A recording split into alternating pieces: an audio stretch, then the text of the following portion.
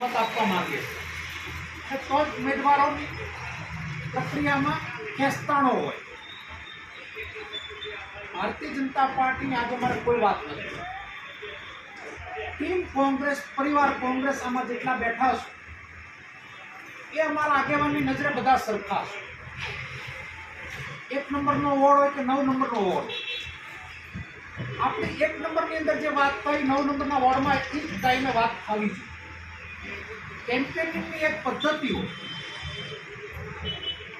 આપણે જ્યારે બધા ભેગા થયા છીએ ત્યારે જો ટીમ કોંગ્રેસ બનીને લડીએ તો સાવરકુંડલાના મતદારો સુધી આ એક મેસેજ પાસ થાય કે કોંગ્રેસ આખી તાકાત બનીને લડી રહી છે અને ગામ બોલીનું શું નથી કહેતું કે કોંગ્રેસ બોર્ડ બનાવવા જઈ રહ્યું છે, 100% બનાવવા જઈ રહ્યું છે.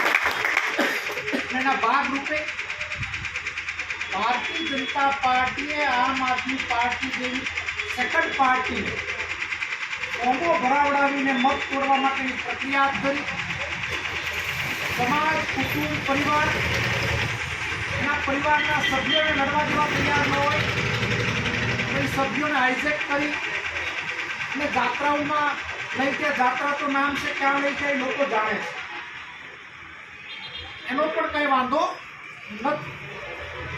આપણે અહીંયાથી ઊભા થાય ત્યારે આપણી મન સાથે, મક્કમતા સાથે આવનાર લાંબા ગાળા સુધી જો આપણી આબરૂ વધારવી, લાંબા ગાળા સુધી જો આપણે સક્ષમ થવું જોઈએ. અભિનંદન આપીશ આ ધર્મેન્દ્રભાઈ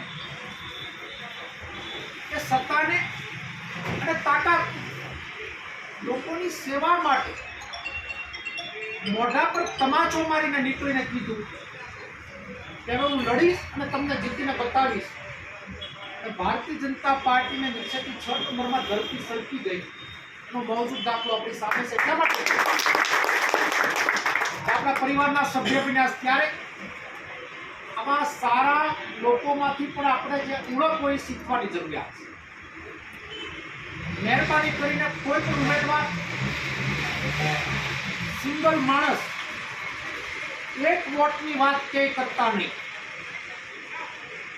સિંગલ વાત કરી અમારા સોર્સિસથી બધા વોર્ડ ઉપર નજર રાખીને બેઠા છે અને કોઈ ઉમેદવાર 1 મત માંગતા હશે, બોર્ડ આવતું હશે, જીતેલા હશે તોય મારેલા બરાબર મારા જીવનમાં ગણી છે. કારણ કે નિર્ણય લેવામાં ખસતા સુધી સંદ્રેશભાઈ એવો કોઈ નિર્ણય ના થાય કે 1 વોટ માંગનાર વ્યક્તિને આપણે માફ કરીએ.